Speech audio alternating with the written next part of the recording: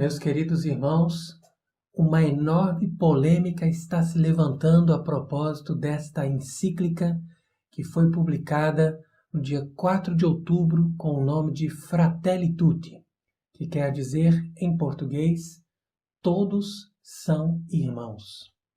E eu me disponho agora aqui a fazer um comentário sobre as declarações que o arcebispo Carlo Maria Viganò fez a propósito desta encíclica e a ajudar as pessoas a entender por que esta encíclica não pode ser aceita como um autêntico magistério da Igreja Católica. Então veja que Monsenhor Viganò, já no dia seguinte da publicação da encíclica, ele fez um comentário dizendo que, lendo o texto, todos seriam levados a crer que esse documento foi escrito por um maçom. Tudo nela é inspirado por um vago deísmo e um filantropismo que não contém nada de católico.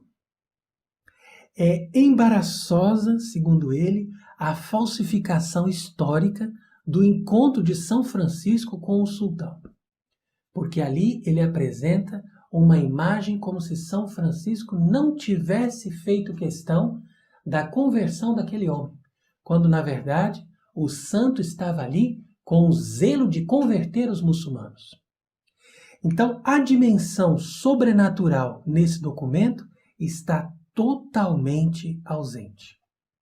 Assim como está ausente a referência à necessidade de pertencer ao corpo místico de Cristo, que é a Santa Igreja Católica, para se poder alcançar a salvação eterna. Pelo contrário, há ali uma distorção do conceito de fraternidade, que só é possível, como nós vemos no ensino da Igreja, através do batismo, enquanto que para Bergoglio, essa fraternidade se realiza pelo mero fato de se pertencer ao gênero humano.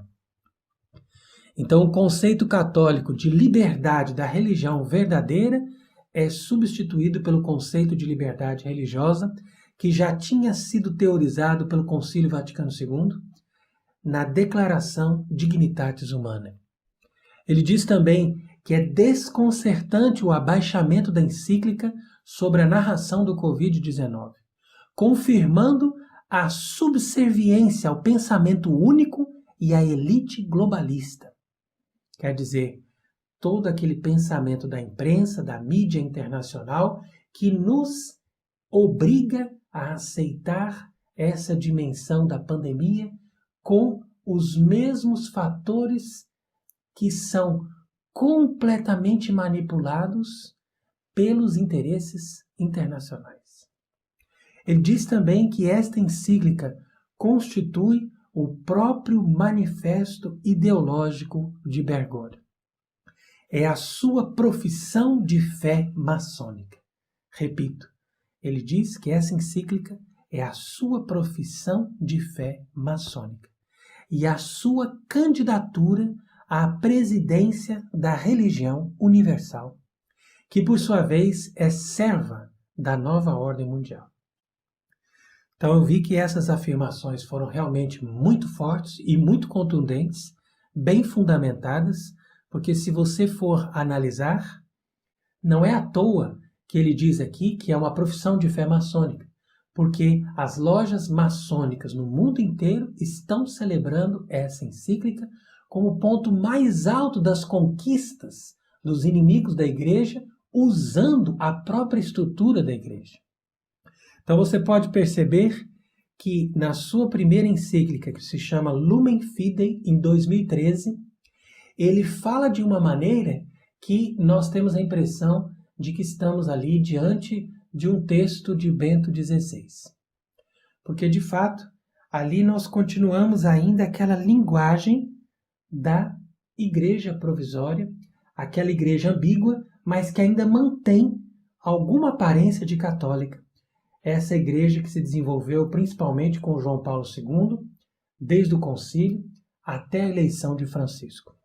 Entretanto, a Amoris Laetitia é uma exortação apostólica que rompe definitivamente com aquilo que restava de católico da Igreja Provisória, que era justamente o ensinamento da moral, e depois, justamente no dia de São Francisco, vai apresentar a sua encíclica Laudato Si. E nessa encíclica ele oferece o ecologismo como o ideal comum da humanidade, que tem que substituir o ideal do amor a Deus e a Cristo. Em seguida, no ano seguinte, também no dia de São Francisco, ele introduz o ídolo da Pachamama no Vaticano e faz com que esse ídolo seja adorado nos jardins do Vaticano. E agora, nesse ano, no mesmo dia de São Francisco, ele vem com a Fratelli Tutti, que é o tema por excelência da bandeira maçônica, ou seja, a fraternidade universal sem considerar a religião. Todos são irmãos, não importa a distinção religiosa. Esta é a frase por excelência da maçonaria. Então veja que é a partir desses elementos que nós temos que nos dar conta que nós estamos chegando realmente no vértice desta apostasia promovida pelos inimigos da igreja que se infiltraram e atingiram os mais altos postos. E hoje estão contando com o apoio de Bergoglio para instalar definitivamente essa religião universal que é a última etapa para o advento do anticristo. Então, no dia 8 de outubro, Monsenhor Vigano fez essa análise a respeito dos pontos mais graves dessa encíclica.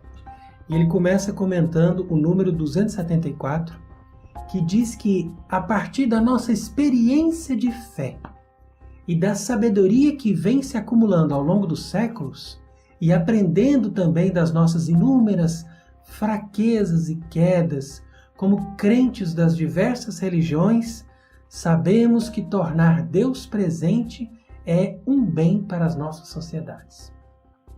Então aqui você percebe bem essa frase vazia de sentido, né, e que fala de uma experiência de fé e de uma sabedoria que vai se acumulando, né, como se a humanidade fosse desenvolvendo por si mesma. Isso é, evidentemente, algo que nos reporta a Teilhard de Chardin com a sua teoria evolucionista do conhecimento humano. Então veja que Monsenhor Vigano vai comentar, dizendo que tornar Deus presente não significa nada em sentido estreito, porque por natureza Deus está sempre presente. Mas em sentido amplo, se entendemos tornar Deus presente por meio da presença de uma ou mais religiões, em oposição ao afastamento dos valores religiosos, referido no ponto 275, como parece sugerir o texto, a proposição é errônea e herética, porque coloca no mesmo plano a divina revelação do Deus vivo e verdadeiro, ou seja, aquilo que nós recebemos pela Bíblia e pelo magistério da Igreja que explica a Bíblia, com a prostituição, ou seja, todas essas outras religiões que são falsas e que são denominadas pela Sagrada Escritura como prostituição. Então você coloca a esposa de Cristo ao lado de todas as prostitutas e você diz, tudo isso está bem, está maravilhoso, nós devemos fazer com que Deus esteja presente, independente de qual religião nós professamos. Mas qual Deus que vai ser presente a partir de uma religião falsa? A partir de uma religião, por exemplo, que acredita em vários deuses, ou que acredita no próprio satanismo. Então ele diz que argumentar que a presença das falsas religiões seja um bem para a sociedade é igualmente herético, e não só ofende a majestade de Deus, mas também legitima a ação dos dissidentes, atribuindo-lhes um mérito e não a responsabilidade na condenação das almas, pelas guerras religiosas travadas contra a Igreja de Cristo por hereges, maometanos e idólatras. Então, muito bem observado aqui do ponto de vista histórico, né? Monsenhor Viganò faz essa análise mostrando que, de fato, quando você luta para impugnar a Santa Igreja de Cristo, você tem uma responsabilidade diante de Deus daquela sua ação. E aqui, nesta encíclica, ele parece legitimar todos aqueles que lutaram contra Deus e contra a Igreja durante tantos anos, colocando-os como se fossem capazes de tornar Deus presente na sociedade. Então, por isso ele diz que o indiferentismo que está promovido no texto da Fratelli Tutti, em que se define um bem para as nossas sociedades a presença de qualquer religião, e não a liberdade e exaltação da Santa Madre Igreja, como reza aquela oração final que o Papa Leão XIII mandou rezar depois da visão que ele teve da luta de Cristo contra Lúcifer. Então, aqui você nega os direitos soberanos de Jesus Cristo, que é Rei e Senhor de todos os indivíduos, das sociedades e das nações. Como Pio XI, na sua encíclica Quas Primas, proclama que aquele que é chamado o soberano dos reis da terra, ele que é o Rei dos reis e o Senhor dos senhores, uma vez que o Pai Eterno o constituiu Cristo e herdeiro universal. É preciso que ele reine até o fim dos séculos e até que todos os seus inimigos sejam colocados sob os cabelos dos seus pés. Então, considerando que os inimigos de Deus não podem ser nossos amigos, a fraternidade dos povos contra Deus é não apenas ontologicamente impossível, mas teologicamente é uma blasfêmia. Então, realmente aqui, esta frase merece a nossa atenção. Porque perceba bem o que eles estão dizendo. Que nós vamos fortalecer a fraternidade dos povos. Mas se entre esses povos existem muitos que são inimigos de Cristo, ou pelo menos inimigos da Igreja de Cristo, obviamente que eles não podem ser inimigos de Lúcifer, que também é inimigo de Cristo e da Igreja de Cristo. E eles também não podem ser amigos de Cristo, nem amigos dos católicos, que são aqueles que querem a glória de Cristo.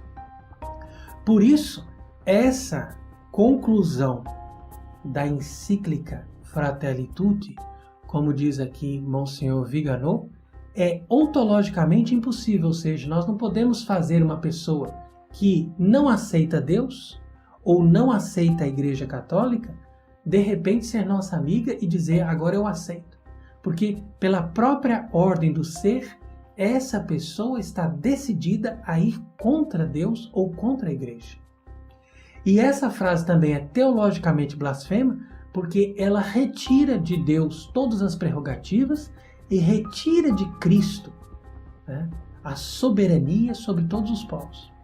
De forma que você coloca Cristo simplesmente como uma opção ao lado de todos os falsos deuses, dos falsos ídolos e dos falsos profetas.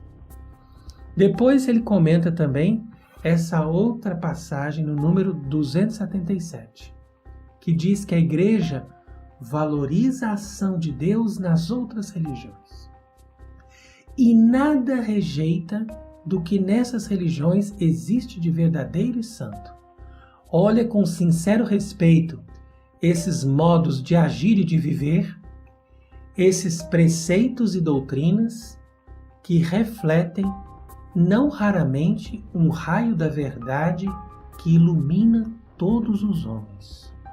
Então comenta Monsenhor Viganò, dizendo que a referência ao documento conciliar Nostra Aetate é a confirmação da conexão ideológica do pensamento herético bergogliano com as premissas estabelecidas pelo Vaticano II. Então aqui está a base das afirmações de Monsenhor Viganò. E é aqui que nós insistimos que as pessoas prestem muita atenção, porque há muita gente que percebe que algo está errado com Francisco, mas não percebe que o erro já vem do Vaticano II. E com isso, eles buscam soluções provisórias e paliativas ao invés de encontrar o cerne do problema. Houve muitos que apontaram e que denunciaram o grave erro da apostasia do Vaticano II de promulgar documentos que contêm graves oposições à doutrina católica. E foi a partir daí que começou a apostasia. Mas, infelizmente, muitos ainda se recusam a enxergar. E ali ele continua que nas falsas religiões não há nada de verdadeiro e santo em si mesmo. Por quê? Porque o verdadeiro e santo vem sempre diretamente de Deus. As coisas humanas, elas podem ter uma tendência do verdadeiro, uma tendência do santo, mas ainda assim elas são perigosas. Uma vez que, continua ele, os eventuais elementos de verdade que possam conservar são, de todo caso, usurpados e usados para ocultar o erro que elas contêm e tornar esse erro ainda mais prejudicial. Por isso, nenhum respeito pode ser deferido às falsas religiões. Repito, nenhum respeito pode ser deferido às falsas religiões. Você pode respeitar as pessoas, você pode respeitar ou tolerar as atitudes das pessoas, a prática religiosa dessas pessoas, mas você não pode dar nenhum respeito ao erro que essas religiões professam, cujos preceitos e doutrinas, diz ele, devem ser rejeitados e repelidos integralmente. Gente, isso aqui é a doutrina católica. Isso aqui ele fala como alguém que conhece e ao mesmo tempo alguém que, enfim, conseguiu voltar à clareza e à exposição reta da doutrina católica de sempre. Sim, sim, não, não. O resto vem do maligno. Acabou. Então veja que ele ainda diz: se entre esses elementos de verdade e santidade, Bergoglio deseja incluir, por exemplo, o conceito de um único Deus que deveria aproximar os católicos daqueles que professam uma religião monoteísta, deve-se esclarecer que existe uma diferença substancial e inevitável entre o verdadeiro Deus unitrino e o Deus misericordioso dos maometanos. Então quer dizer que, num primeiro momento, eles estão buscando fazer a união de todas as religiões pela união do Islã com o catolicismo. E ele está esclarecendo aqui que o Deus unitrino não é Alá, o Deus misericordioso dos maometanos. Então, se você não tem a referência da verdadeira fé, não adianta você dizer que basta a pessoa falar em Deus e em seguida nós já estamos falando a mesma língua. E isso é falso. Isso não nos leva a uma verdadeira consciência daquilo que Deus, através do seu Filho, nos ensinou.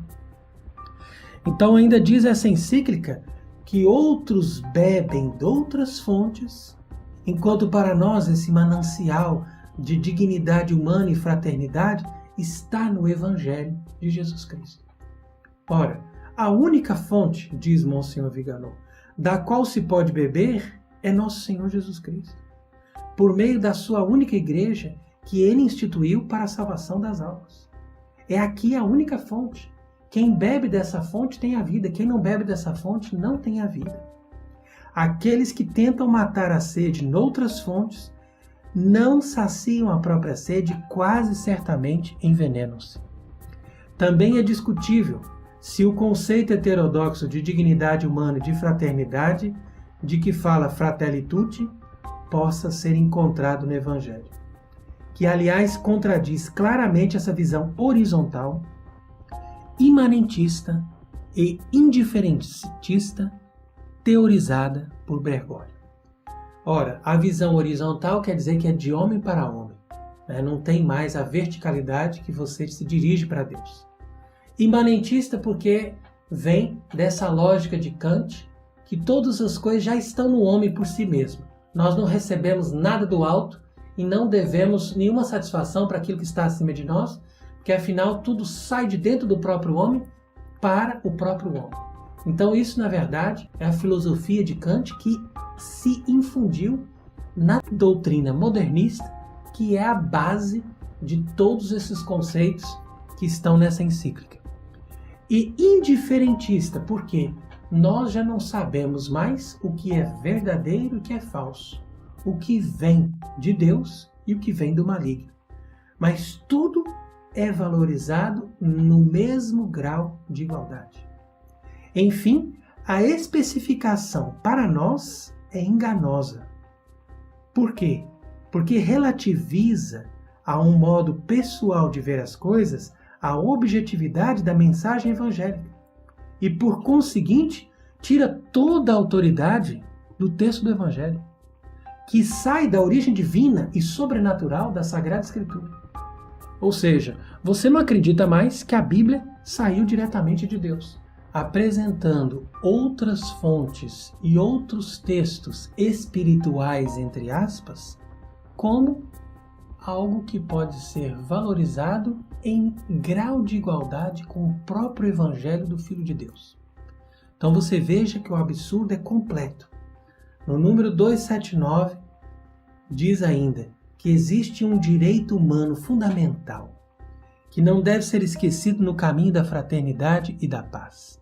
É a liberdade religiosa para os crentes de todas as religiões.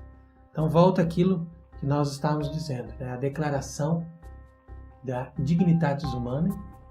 Por isso ele diz aqui também que é um direito humano fundamental, porque essa declaração do Vaticano II diz exatamente isso, que faz parte da dignidade humana que cada pessoa tenha direito de escolher a sua religião.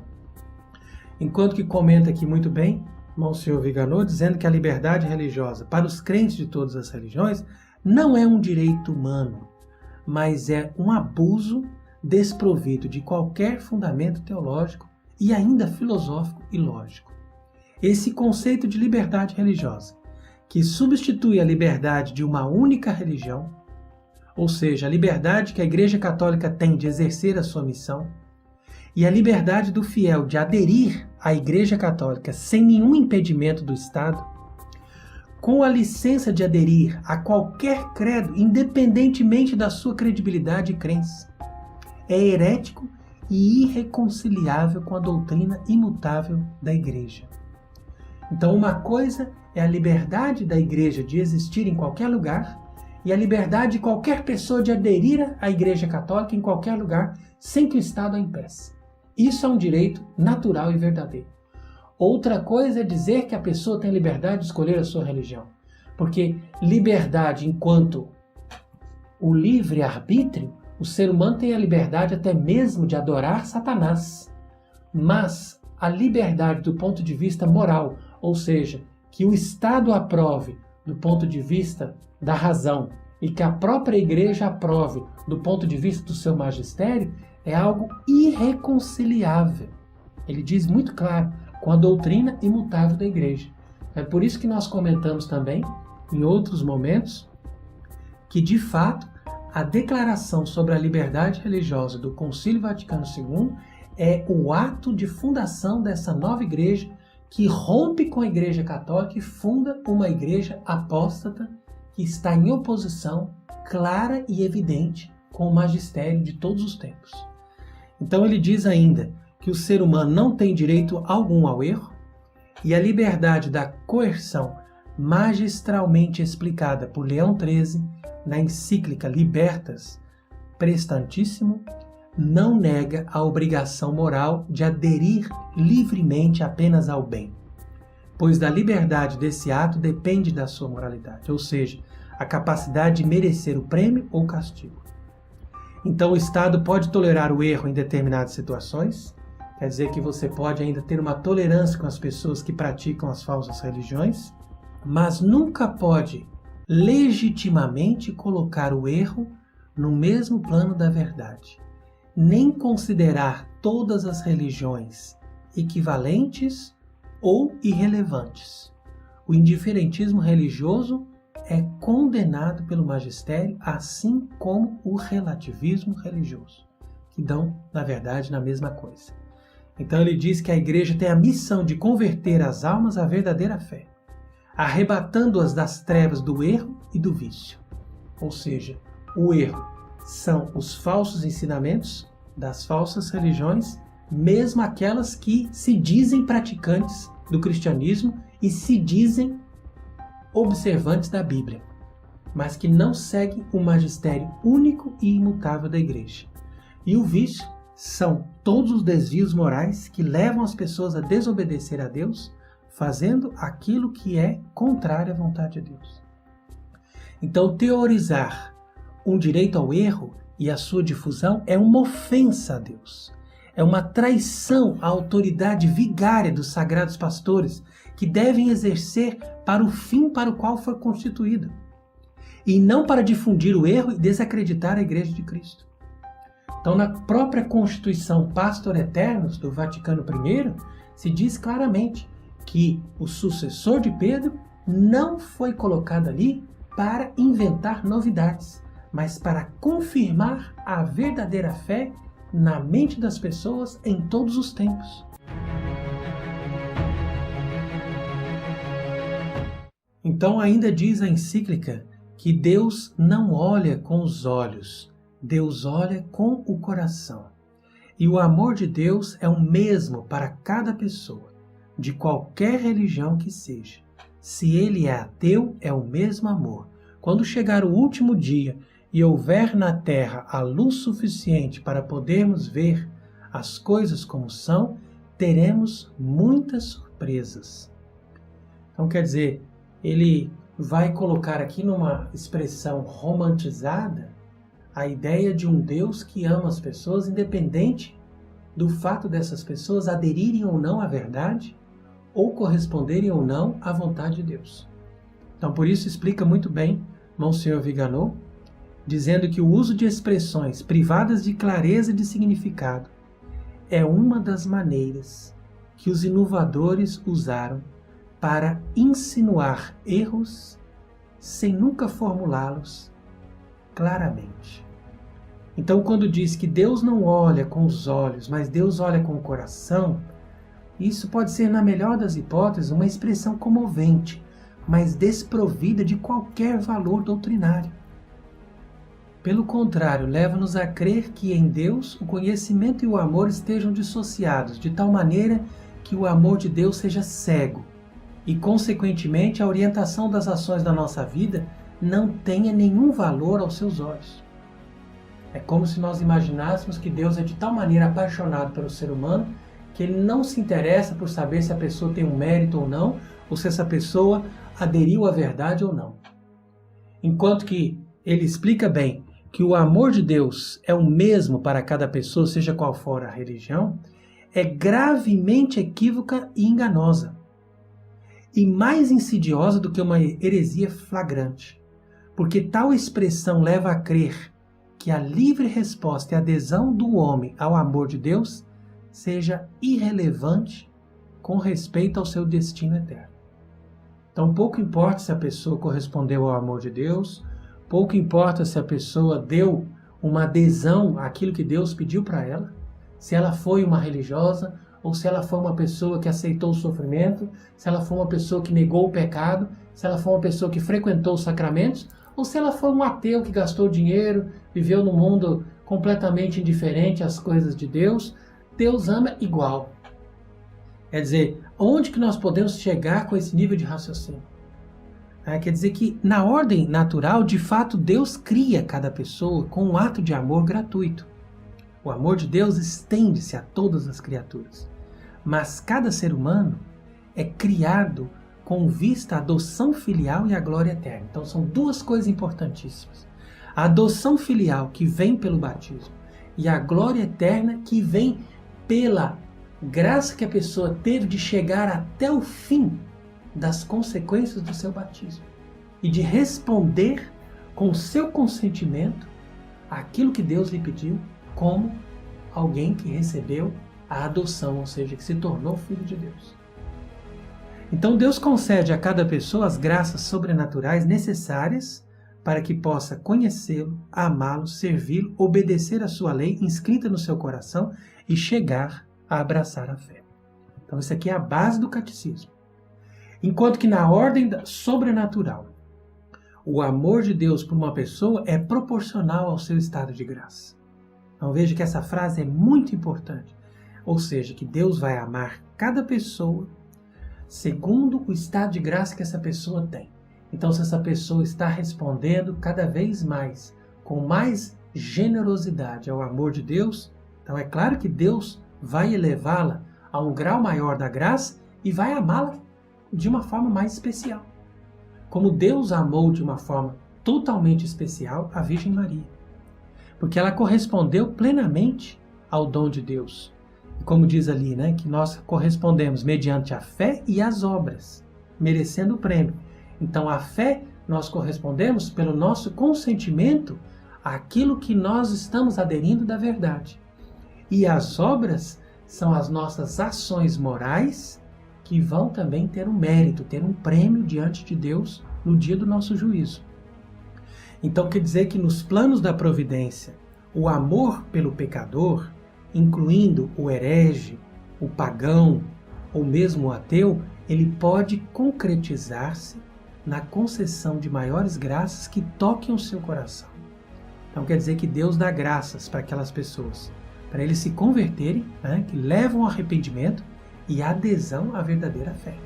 Mas se essas pessoas negam essas graças e negam essas insinuações do Espírito Santo para que eles se convertam, então com certeza eles estarão abertos ao espírito do mal e por isso vão também experimentar a condenação.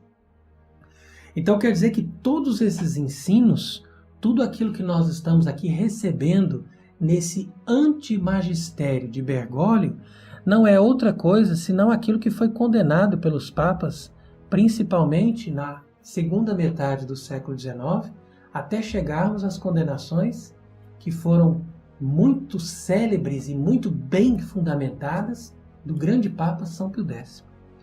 Então, este Papa publicou uma encíclica em 1910 contra o movimento do Sion. O que era o movimento do Sion? Era um movimento produzido na França, principalmente com a presidência de um padre chamado Marc Sangnier, e esse padre estava desenvolvendo uma teoria de uma democracia, de uma fraternidade universal, de um conhecimento único da humanidade em torno de um ideal supremo que estava acima do ideal cristão. Então, por isso, São Pio X escreveu esta encíclica chamada Notre Charge Apostolique, quer dizer, nosso cargo apostólico, que nos obriga a denunciar o erro desse movimento. Então esse padre foi destituído, depois ele se casou, deixou de ser padre e continuou durante toda a sua vida a trabalhar nessas mesmas falsas doutrinas que ele pregava por ocasião da encíclica. Então esse Sion, ou seja, esse movimento desse padre Marc, dava uma falsa ideia da dignidade humana. E diz ainda a encíclica do Papa São Pio X, que segundo esse movimento o homem não será digno desse nome enquanto ele não adquirir uma consciência esclarecida, forte, independente e autônoma. Eis as grandes palavras com as quais se exalta o orgulho humano. Então vejo que tudo isso que estava dizendo aqui o Papa São Pio X se relaciona perfeitamente àquilo que nós estamos vendo hoje com esses documentos de Francisco, que são, na verdade, a recapitulação do movimento sionista do começo do século XX.